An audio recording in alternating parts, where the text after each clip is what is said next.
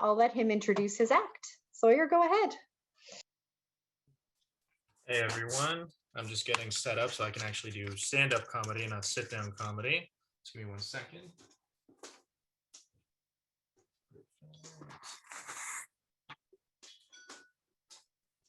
All right. So, two non-Jewish businessmen walk into a bar and sit and have a drink with each other. One says to the other, "How's business?" The other one responds with, "Great." I always love telling that joke because only really the smartest people get it first. And by smartest people, I of course mean Jews. A lot of my non-Jewish friends, I'll tell them jokes and it'll just go right over their heads. And because they're not Jewish, I can't even say that it goes over their head and knocks their yarmulke off because, well, they're not Jewish. But I tell you this, many of you who were in the meeting earlier, you may have heard that I'm from Oshawa. And if you know Oshawa, it's not exactly Thornhill. So I stand out quite a bit in regards to my peers, and it has its ups and downs. I'll be honest, like being the only Jewish guy around, like I was one of the only Jewish people in my high school. I was one of the only Jewish people, actually, I was the only Jewish guy in my college classes. And even more often than not, I'm the only Jewish guy in my places of work. So definitely, like there's times when it has its ups and downs, but I always love it because you get to experience different types of stereotypes that come out about you. And especially being the only guy, like I often worry sometimes, do I rewrite stereotypes for us? Because I'm the only Jew that most of these people meet. And I always worry if I'm like sitting there eating or something, just minding my own business, that like it's gonna be someone that's just like, look at him. They all do that. And it could be something as simple and as honest as me just putting mayonnaise on my poutine. That's not weird, right? I mean, come on. But it's really funny because like a lot of my friends and all that, like I'm the only Jewish guy in my friend group, with the exception of one who lives sadly 4 hours away and in Pembroke of all places. So he's a brother in the cause of being the only Jew in his city. But I certainly love when like my friends and all like the people that I meet and stuff like that, somehow fruitfully it'll come up with them Jewish, and all of a sudden like they start running through like this image in their head. And I always feel bad because I can't exactly like fit that image, because they always have the image of like the great bearded man with the curly hair, the black dress code and everything, and like the big bulging hairy chest with a Star of David gold necklace chilling there, and very lacking in the beard department. I've got this very malnourished mustache, so maybe one day I can match that image. But I always love it because I start like meeting these people and like they start having to like rewrite everything they thought about me initially. Like I always get surprised when I bring people to my place and they see my apartment and they see that there's not a menorah just sitting there, and there's not like Star of David's everywhere except for right behind me, but don't worry about that. But and they're always surprised that there's not like a picture of Jesus getting his ass kicked and all that stuff. And it's just me being like, yeah, that's my great uncle, guys. Come on. But of all the stereotypes, I love the ones that I fall into by accident, especially like ones like, for example, like in school, I took finance and business, and I'm actually switching fields and getting into law. All I got to do is go to med school and I'll have hit the Jewish hat trick. And it's always funny because like I'll tell my friends that and just about like my career change and all that, and they'll say things like, "Hey, I bet you make your booby proud." I'm like, well, I call my booby Nana, and of all things, she's not actually that overbearing.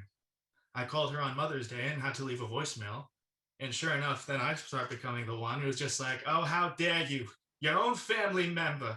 You gotta break your grandson's heart." Of all stereotypes to rewrite, I mean, come on. But the one thing I love the most is, especially with stereotypes and all that, is I can kind of play with people with their preconceived notion of what Jews are. So, for example, like a while back, I was going on my Instagram and I actually found like a picture of me when I was on a beach somewhere.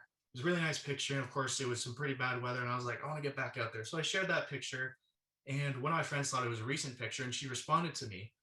And she was actually someone who was really interested into me, but I wasn't really that interested into her. And she just didn't seem to get it. So I took an opportunity, and she was like, "Where are you right now?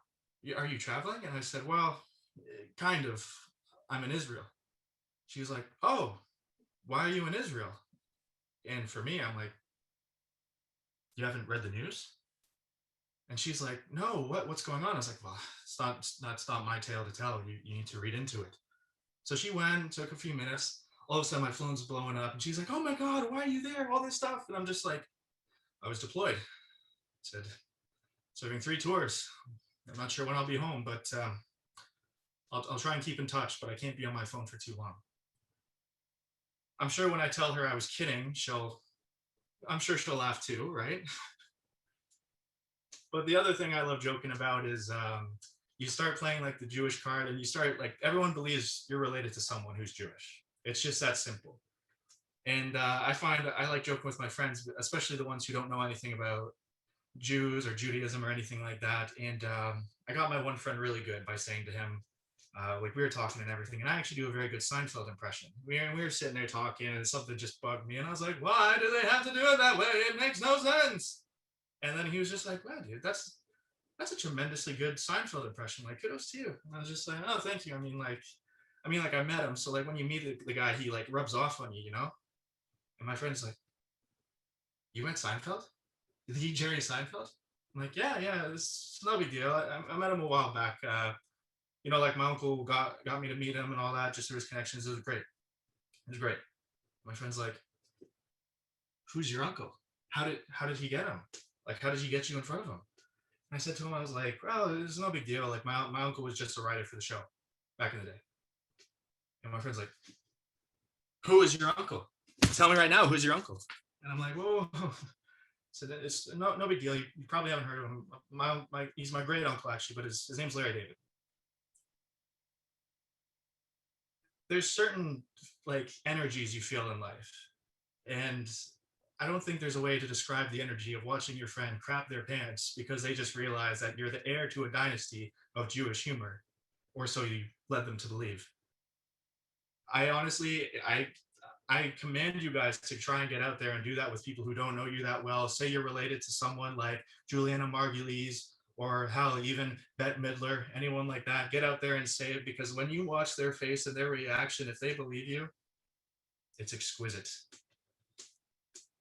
But in all my spiels and everything, I do gotta say, like, there is a lot of times like when stereotypes come about, it's obviously fun to joke with them and combat them and stuff like that. But the one thing I do gotta say is like me living in a place where I'm not surrounded by a lot of Jewish people, and I'm really like the only one in my tribe around it. It's always great to have opportunities like this, and people who get my humor, people who get my experience, and people who can understand that kind of stuff.